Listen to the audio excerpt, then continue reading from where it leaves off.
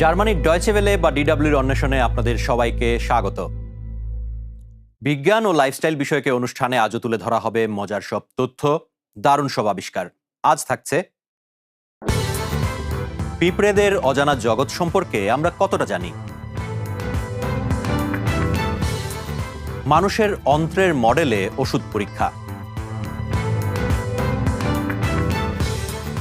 আর শোনাবো এক নারী পাইলটের জীবনের গল্প।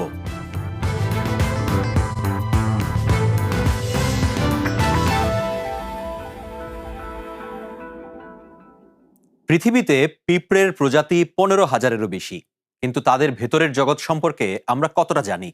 জার্মানির কার্লসরুয়েতে একদল গবেষক 3D স্ক্যান দিয়ে সেই অদৃশ্য জগৎকে তুলে আনছেন সামনে। এই অ্যান্ট স্ক্যান প্রকল্প তৈরি করছে পিঁপড়ের বিশাল এক ডিজিটাল ভান্ডার, যা শুধু জীববৈচিত্র্য নিয়ে গবেষণাই নয়, প্রজাতি সংরক্ষণের ধরনটাই পাল্টে দিতে পারে। পৃথিবীতে 15,000-এরও বেশি প্রজাতির পিঁপড়ে আছে। বৈচিত্র্যের দিক থেকে তারা অন্যতম। এখন অ্যান্ট স্ক্যান নামে নতুন একটা 3D ডিজিটাল প্রকল্প এই বৈচিত্র্য ফুটিয়ে তুলছে। গাছে বাস করা টার্টল অ্যান্ট থেকে শুরু করে এই বিশাল ট্রপিক্যাল পিঁপড়ে, যার হুল নাকি পৃথিবীর যে কোনো পোকার কামড়ের চেয়ে সবচেয়ে যন্ত্রণাদায়ক। এই অ্যানিমেশনগুলো পিঁপড়েদের দেহের অভূতপূর্ব সূক্ষ্মতা ফুটিয়ে তোলে। কার্লসরুহেতে অত্যাধুনিক ইমেজিং প্রযুক্তি দিয়ে এগুলো তৈরি হচ্ছে। শক্তিশালী একটা পার্টিকেল অ্যাক্সিলারেটর পিঁপড়েদের শরীরের ভেতরের ক্ষুদ্র গঠনও স্ক্যান করতে পারে। মূলত এক ধরনের এক্স-রে লেজার ব্যবহার করছি। এতে খুব অল্প সময় নমুনা ছবি তোলা যায়। এই ছবি তোলার পদ্ধতিতে হাসপাতালে সিটি স্ক্যানারের চেয়েও কম সময় লাগে, এবং এই প্রযুক্তিতে খুব ছোট নমুনাও দ্রুত এবং অত্যন্ত বিস্তারিতভাবে ধরা যায়। 110 মিটার দীর্ঘ এই পার্টিকেল অ্যাক্সিলারেটরের ভেতরে তীব্র এক্স-রে রশ্মি স্ক্যানগুলো তৈরি করে। একটা রোবট স্বয়ংক্রিয়ভাবে প্রত্যেকটা পিঁপড়েকে মেশিনে তোলে। স্ক্যান করতে সময় লাগে মাত্র 30 সেকেন্ড। রেকর্ড করা হয় পিঁপড়ের প্রত্যেকটা স্তর। তারপর কম্পিউটারে সেটাকে পুনর্গঠন করে 3D মডেল তৈরি করা হয়। গবেষকদের আশা, এতে পিঁপড়েদের লুকোনো জগৎ সম্পর্কে অনেক নতুন তথ্য পাওয়া যাবে। দ্রুত কাজ করা সত্ত্বেও এমন গঠন দেখি যেগুলো আগে কখনো চোখে পড়েনি, এবং আগে কেউ সেগুলো নিয়ে কাজও করেনি। ব্রাজিলের পিঁপড়ের এক প্রজাতির মধ্যে শক্ত খনিজে ভরপুর একটা বর্মও আবিষ্কার করেছেন বিজ্ঞানীরা, এবং এই ডেটাবেস যত বাড়বে, কৃত্রিম বুদ্ধিমত্তা এই গঠনগুলোর আরও বিশ্লেষণ করতে সাহায্য করবে।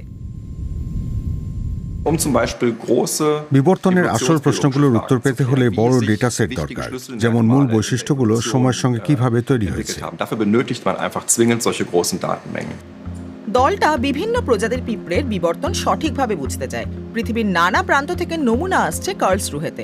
তবে এই মুহূর্তে তারা অস্ট্রেলিয়া ও এশিয়ার প্রজাতি নিয়ে গবেষণা করছেন। ধীরে ধীরে তৈরি হচ্ছে একটা বৈশ্বিক আর্কাইভ। এমন এক জ্ঞানের ভান্ডার হবে যা পিঁপড়ে নিয়ে গবেষণার কাজে লাগবে বা নতুন প্রযুক্তি তৈরির অনুপ্রেরণাও দিতে পারবে। জয়েন্টগুলো কিভাবে কাজ করে সেটা দেখতে পারি। এতে ব্যবহারিক গবেষণার পথ খুলে যায়, মানে কৌশলগুলো বায়োনিক সিস্টেম বা যন্ত্রে কাজে লাগানো যায় কিনা তা বোঝা যায়। এর মানে রোবটের নতুন ধরনের পা তৈরি, অথবা সিনেমা, অ্যানিমেশন ও ডিজিটাল এফেক্টের জন্য বাস্তবসম্মত ডিজিটাল প্রাণী তৈরি করা। কেউ অ্যানিমেটেড পিঁপড়ে বানাতে চাইলে এই ডেটা সেট ব্যবহার করতে পারেন। এটা ব্যবহার করে খুব কম পরিশ্রমেই এডিট করে বাস্তবসম্মত একটা ডিজিটাল মডেল বানানো যেতে পারে, যা বেশ কার্যকরী।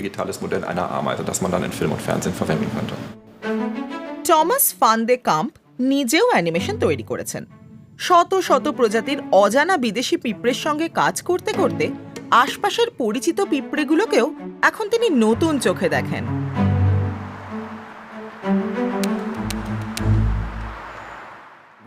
কাঠপিঁপড়ে পরিবেশের জন্য গুরুত্বপূর্ণ একটা প্রজাতি।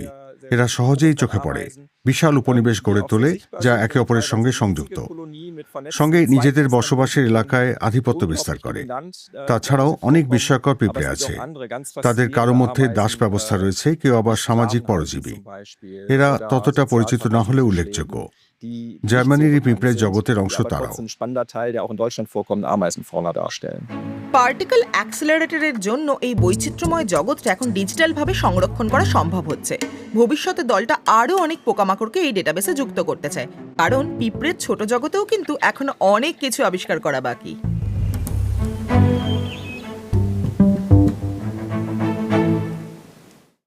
রাশিয়া ইউক্রেন বদলে দিয়েছে যুদ্ধের চেহারা। ড্রোন এখন লড়াইয়ের কেন্দ্রবিন্দু। সামনের সারির অভিজ্ঞতা নিয়ে ইউক্রেনীয় সেনারা হয়ে উঠছেন বিশেষজ্ঞ। পশ্চিমা দেশগুলো সেই অভিজ্ঞতা থেকে শিখতে চাইছে। প্রশিক্ষণের সময় ইউক্রেনীয় সেনারা দেখাচ্ছেন ড্রোন দিয়ে যুদ্ধটা আসলে কেমন, কিন্তু প্রশিক্ষণের মধ্য দিয়ে কি বাস্তবটা অনুভব করা যায়? এই ইউক্রেনীয় সেনারা এখন ড্রোন যুদ্ধে দক্ষ হয়ে উঠেছেন। ব্রিটেনে প্রশিক্ষণ নিচ্ছেন এবং নিজেদের যুদ্ধকালীন অভিজ্ঞতা শোনাচ্ছেন।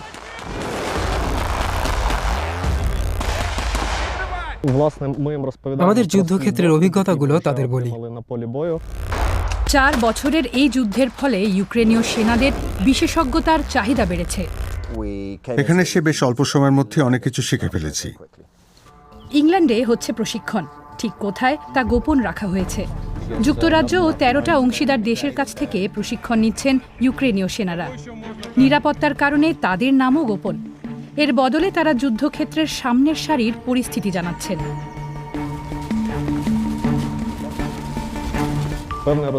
অন্য দেশগুলোর সেনারা ড্রোন সম্পর্কে কিছুটা জানে, কিন্তু কোনোদিন সেগুলো যুদ্ধে ব্যবহার হতে দেখেননি।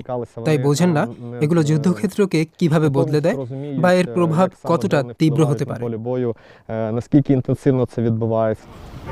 সাধারণ জীবনে আর্তেম একজন প্রজেক্ট ম্যানেজার ছিলেন আর ভালোবাসতেন দীর্ঘ দৌড়।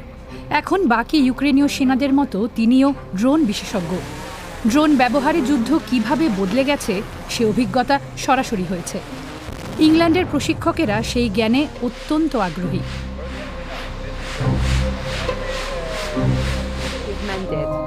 এক অস্ট্রেলীয় সেনার কাছ থেকে আর্তেম ছোট ইউনিট পরিচালনার কৌশল শিখছেন।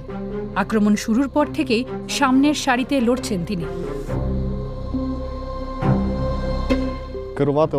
কিভাবে নিজের দলকে নেতৃত্ব দিতে হয় শিখছি, কিভাবে নির্দেশ দিতে হয়, আবার তা গ্রহণও করতে হয়। পরিস্থিতি বুঝে সংকটময় মুহূর্তে নেতৃত্ব দেওয়াও শিখছি।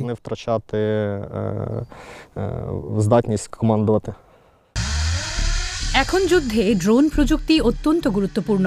নিজেদের হিসেব অনুযায়ী গত বছরই ইউক্রেন প্রায় 40 লাখ ড্রোন তৈরি করেছে। এই প্রযুক্তিতে বেশ দক্ষ হয়ে উঠছে দেশটা। ব্রিটিশদের কাছে এই অভিজ্ঞতা অমূল্য। ব্রিটিশ সেনাবাহিনীর এলিট ইউনিটগুলোর একটা আইরিশ গার্ডস পুরো 1 বছর ইউক্রেনের সেনাদের সঙ্গে কাজ করেছে। ইউক্রেনের যুদ্ধক্ষেত্রই এখন পৃথিবীর একমাত্র জায়গা যেখানে আকাশে ঘন ঘন ড্রোন দেখা যায়।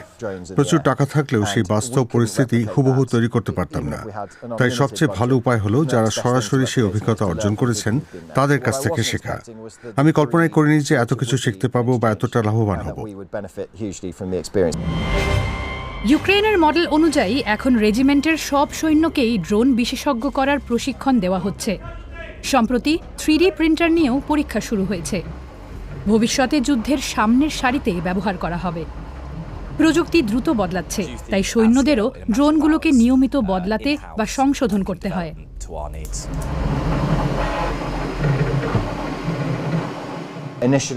প্রথমে ভাবিনি যে আমরা আস্ত একটা ড্রোন বানাবো। ভেবেছিলাম 3D প্রিন্টার দিয়ে ভাঙা ড্রোনের কিছু অংশ পাল্টে দেবো, কিন্তু এখন অনেক এগিয়ে গেছি। শুধু পুরনো ড্রোনের আলাদা আলাদা অংশই নয়, নতুন ড্রোনের অংশ তৈরি করছি। এমনকি পুরো ড্রোন শুরু থেকে শেষ পর্যন্ত বানানোর পথে এগোচ্ছি। এটা বেশ উত্তেজনামূলক এক পরিবর্তন। ব্রিটিশ সেনাদের জন্য ড্রোন এখনও প্রশিক্ষণের অংশ, কিন্তু ইউক্রেনীয়দের জন্য এটা কঠিন এক বাস্তব। 5 সপ্তাহের প্রশিক্ষণ ও অভিজ্ঞতা বিনিময়ের পর আর্তেম আবার যুদ্ধক্ষেত্রে ফিরছেন। সঙ্গে আছে নতুন জ্ঞান, দলকে আরও দক্ষভাবে নেতৃত্ব দেওয়ার কৌশল, একটু বেশি পেশাদারিত্ব ও বাড়তি প্রেরণা।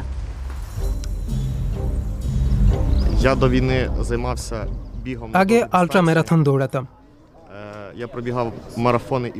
জানি শেষের দিকে ব্যাপারটা কতটা কঠিন লাগে। মনে হয় আর শক্তি নেই, আর এগোনো সম্ভব না। কিন্তু ঠিক সেই মুহূর্তেই এগিয়ে যেতে হয় ফিনিশ লাইনের দিকে।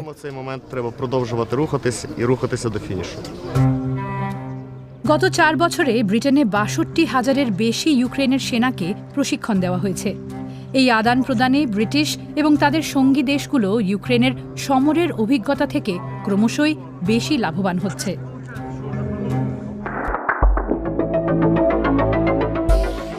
নতুন ওষুধ পরীক্ষার জন্য কি এখনো প্রাণীর উপর নির্ভর করতে হবে? চেক প্রজাতন্ত্রের বিজ্ঞানীরা ল্যাবেই মানুষের অন্ত্রের একটা মডেল বানাচ্ছেন। সফল হলে এই মডেলেই পরীক্ষা করা যাবে নতুন ওষুধ। ফলে চিকিৎসা হতে পারে আরো নির্ভরযোগ্য, গবেষণা আরো নৈতিক। ভবিষ্যতে ওষুধ পরীক্ষার ধরনটাই বদলে যেতে পারে।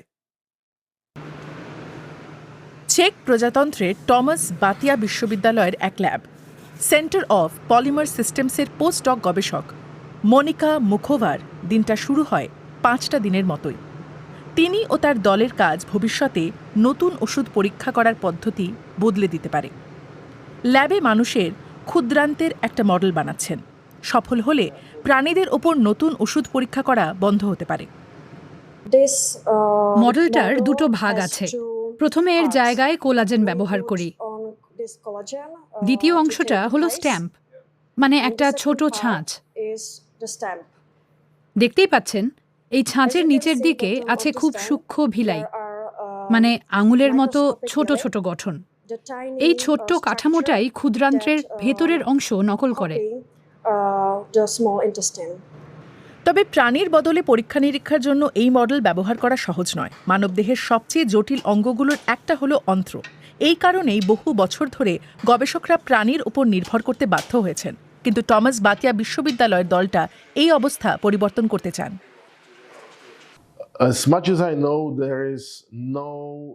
আমি যতদূর জানি, অন্ত্রের জটিলতা ঠিকভাবে অনুকরণ করার মতো কোনো মডেল এখনো নেই। সত্যিকারের ভালো মডেলও নেই। সহজ পদ্ধতিতে বানানো হবে এমন কোনো মডেল তৈরি করতে যদি সফল হই আমরা, তাহলে সেগুলো ল্যাবেই বানানো যাবে। উন্নত বা দামি যন্ত্রপাতি ছাড়াই, এবং যতটা সম্ভব অন্ত্রের জটিল গঠন এতে তুলে ধরা যাবে। ল্যাবে মানুষের অন্ত্র পুনর্নির্মাণ করার আগে বিজ্ঞানীদের প্রথমে কোষ বেড়ে ওঠার উপযুক্ত পরিবেশ তৈরি করতে হবে। তারা বিভিন্ন বায়োপলিমারের তৈরি একটা জেল দিয়ে শুরু করেন। ওই উপাদানগুলো তৈরি করা হয় মানুষের শরীরের ভেতরের পরিবেশ অনুকরণ করার জন্য। কিন্তু এই জেল তৈরি করা জটিল প্রক্রিয়া। এর গঠন এমন হতে হবে যা অন্ত্রের ভেতরের আস্তরণের মতো দেখায়। এই জন্য গবেষকরা 3D প্রিন্ট করা ছাঁচ ব্যবহার করেন, যা জেলের উপর সূক্ষ্ম নকশা তৈরি করে। মানুষের অন্ত্রের ভেতরের পৃষ্ঠতলকে অনুকরণ করে ছোট ছোট উঁচু নিচু রেখা তৈরি হয়। এই মডেলটা ওষুধের কোম্পানি বা অন্য ল্যাবগুলো বিভিন্ন গবেষণায় ব্যবহার করতে পারবে। যেমন ওষুধ শরীরে কিভাবে কাজ করে, কোষের উপর এর প্রভাব কি, বা রোগ প্রতিরোধক কোষের সাথে অন্ত্রের কোষের মিথস্ক্রিয়াগুলো কি, কিংবা মাইক্রোবায়োম কিভাবে অন্ত্রের মাধ্যমে রোগ প্রতিরোধক কোষের সাথে যোগাযোগ করে। আমাদের লক্ষ্য হলো মানুষের অন্ত্রের যতটা সম্ভব বাস্তবের কাছাকাছি একটা মডেল তৈরি করা। এই কাজ করতে করতে আরো ভালোভাবে বুঝতে চাই এই জটিল ব্যবস্থাটার আচরণ, আর বিভিন্ন রাসায়নিক উপাদান ও কোষ একে অপরের সঙ্গে কিভাবে কাজ করে।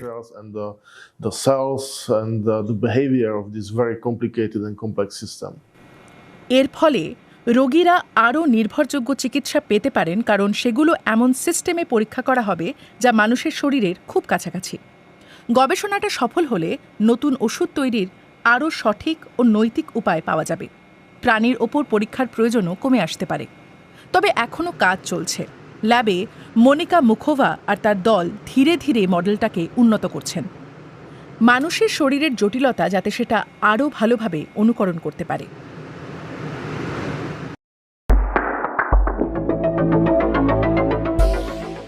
এমন যদি কোনো স্কুল হতো যেখানে শুধু পড়াশোনার বাইরে খুশিরও সিলেবাস থাকতো, তাহলে কেমন লাগতো? যেখানে ছাত্ররা আনন্দময় মুহূর্তগুলো গুপ্তধনের মতোই বাক্সবন্দি করে রাখত।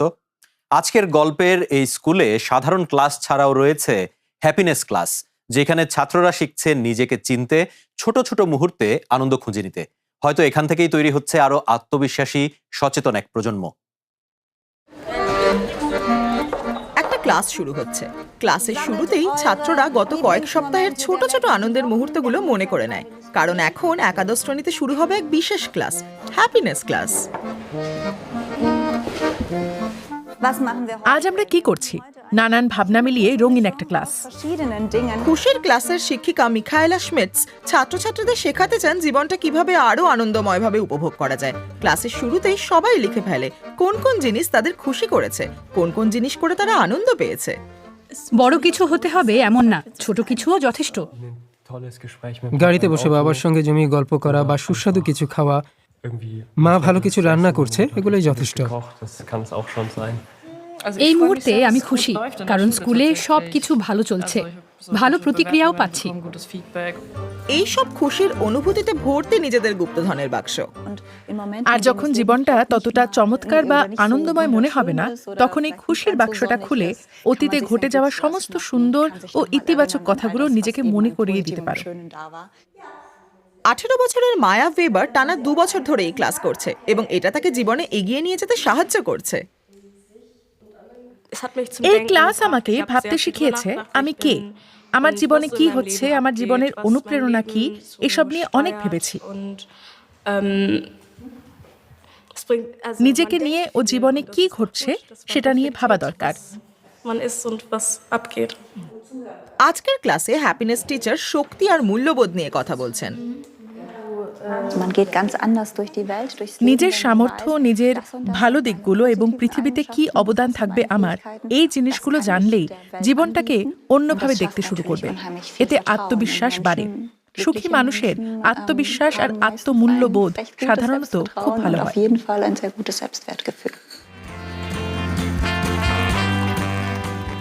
সুখী থাকার রেসিপিটা খুব সহজ। ভালো রোল মডেলকে অনুসরণ করা, নাচ করা, পছন্দের গান শোনা বা ছোট ছোট জিনিসে আনন্দ খুঁজে নেওয়া। এই ক্লাসের শিক্ষার্থীরা নিজেদের শক্তিগুলো চিনে ফেলেছে। এবার তার সঙ্গে মিলিয়ে একটি প্রাণী বেছে নিতে হবে তাদের।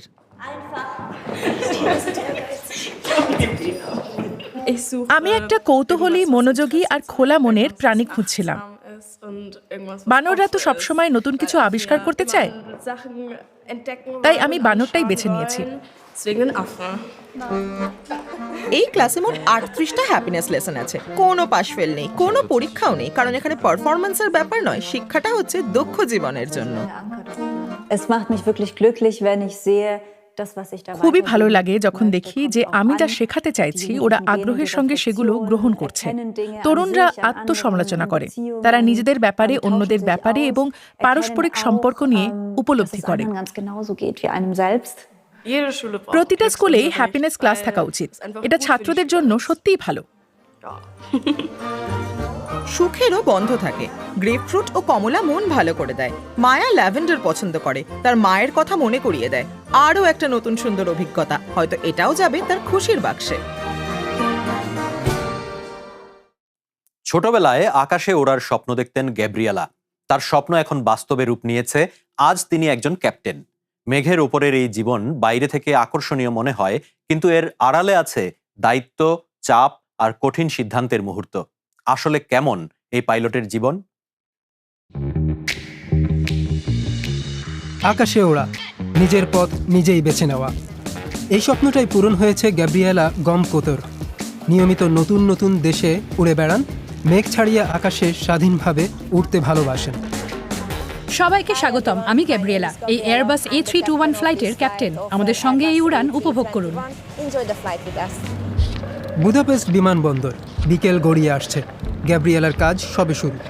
আজকের গন্তব্য মিলান, যাওয়া আর ফেরা। তবে ওড়ার আগে বিমানকর্মীদের সাথে আলোচনা। বুদাপেস্টের এই 45 বছর বয়সী পাইলট 10 বছর ধরে উড়ছেন। 7 বছর ক্যাপ্টেন হিসেবে উড়েছেন। ফার্স্ট অফিসারের সঙ্গে বসে আবহাওয়া, বিকল্প বিমানবন্দর ইত্যাদি গুরুত্বপূর্ণ বিষয় আলোচনা করে ঠিক করে নেন। এরপর বিমানের দিকে রওনা। উড়ার আগে সব যন্ত্রপাতি ঠিক আছে কিনা সেগুলো পরীক্ষা করার দায়িত্ব গ্যাব্রিয়েলার।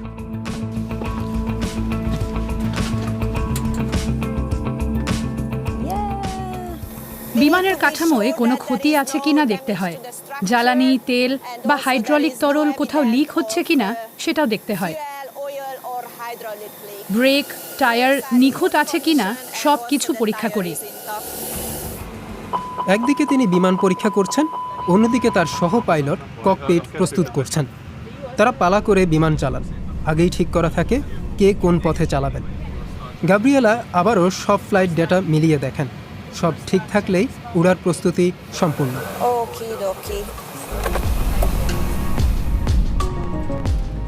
অবশেষে ইটালির পথে উড়ান। নারী পাইলট ব্যাপারটা এখনও খুব একটা প্রচলিত নয়। বিশ্বজুড়ে ফ্লাইট ডেকে নারীদের সংখ্যা মাত্র 6%। এর একটা কারণ নারী রোল মডেলের অভাব।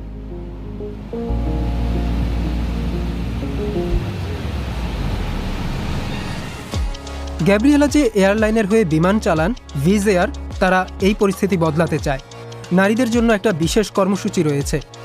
যে নারীরা পাইলট হতে চান তারা প্রশিক্ষণের সময় খরচের একটা ছোট অংশ দেন, বাকি টাকা পরে বেতন থেকে কাটা হয়। পাইলট হতে 2 বছর লাগে, খরচ হয় 60,000 থেকে 1,20,000 ইউরো। ভালো শারীরিক স্বাস্থ্য, গণিত, পদার্থবিদ্যা ও ইংরেজিতে দক্ষতা দরকার। সঙ্গে দায়িত্ববোধ এবং মানসিক চাপ সহ্য করার ক্ষমতাও প্রয়োজন। পরে স্বল্প দূরত্বের ক্যাপ্টেনরা বছরে 90,000 থেকে 2 লাখ ইউরো পর্যন্ত আয় করতে পারেন। প্রায় 1.5 ঘন্টা ওড়ার পর গ্যাব্রিয়েলা এবার ল্যান্ড করবেন। স্থানীয় আবহাওয়ার তথ্য দেখে নিয়ে ল্যান্ডিংয়ের জন্য কম্পিউটারটা প্রস্তুত করেন। অন্ধকারে নামতে হলে বিমান কর্মীদের বেশি সতর্ক থাকতে হয়।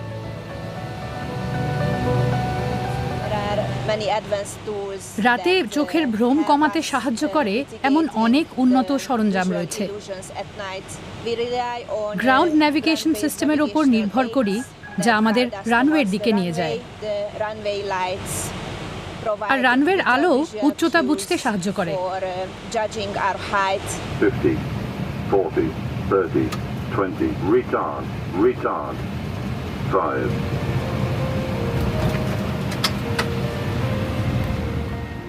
বিমানটা নিরাপদে অবতরণ করালেন। গ্যাব্রিয়েলা দিনে 2 থেকে 4টে শহরে বিমান চালিয়ে নিয়ে যান। স্বল্প দূরত্বের পাইলট হিসেবে কাজের সময় প্রায় 8 ঘন্টা। দিনের শুরু ও শেষ নিজের শহরেই। সন্ধ্যার উড়ানই তার সবচেয়ে প্রিয়। বিমানটা আকাশে ক্রুজিং অল্টিটিউডে পৌঁছলে জানলার বাইরে তাকাই, মনে হয় সত্যি আমি এই গ্রহেরই এক বাসিন্দা। তখন নিজের ছোট ছোট সমস্যাগুলো তুচ্ছ মনে হয়, আর মনে হয় মানুষ প্রকৃতির এক বিশাল ব্যবস্থার ক্ষুদ্র অংশ মাত্র।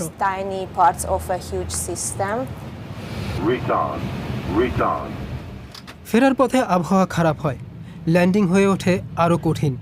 গ্যাব্রিয়েলা অটো পাইলট ব্যবহার করার সিদ্ধান্ত নেন। এভাবেই শেষ হয় তার দিনের কাজ। প্রতিবেদনটি নিশ্চয়ই আপনাদের ভালো লেগেছে। যাই হোক, অন্বেষণ সম্পর্কে আরো জানতে চলে আসুন আমাদের ওয়েবসাইটে, ঠিকানা dw.com/bengali। প্রিয় দর্শক, হাতে আর বেশি সময় নেই, তাই অন্বেষণ আজ এখানেই শেষ করছি। আগামী সপ্তাহে আবারও দেখা হবে।